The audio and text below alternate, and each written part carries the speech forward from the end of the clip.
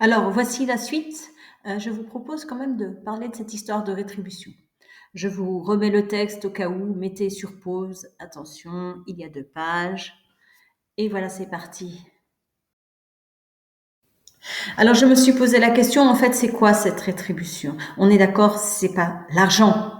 Concrètement, dans notre monde, on voit bien qu'il y a des gens riches, des gens pauvres, et ça ne semble pas être forcément un grand problème. Non, le problème, je pense. Et je pense que cette parabole parle de ça. C'est la considération. Et c'est quand même fou dans ce monde.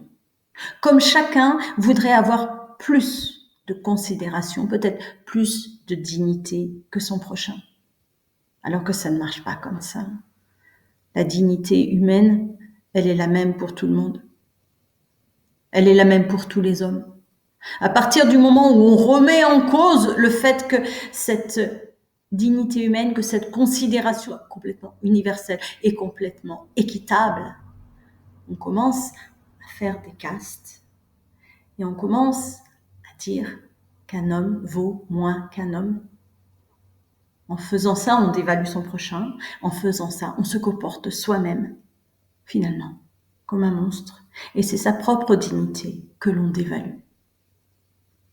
Alors, la bonne nouvelle de cette histoire, c'est peut-être que le Christ dit que le royaume des cieux, c'est que en tant qu'être humain, nous avons déjà une valeur formidable, une dignité, qui est ce que nous avons de plus précieux et que nous devons partager avec équité, avec chacun de ceux qui nous entourent, quel que soit leur statut social, quelle que soit leur origine, quelles que soient les choses qu'ils font ou qu'ils ne font pas, et même quel que soit leur péché.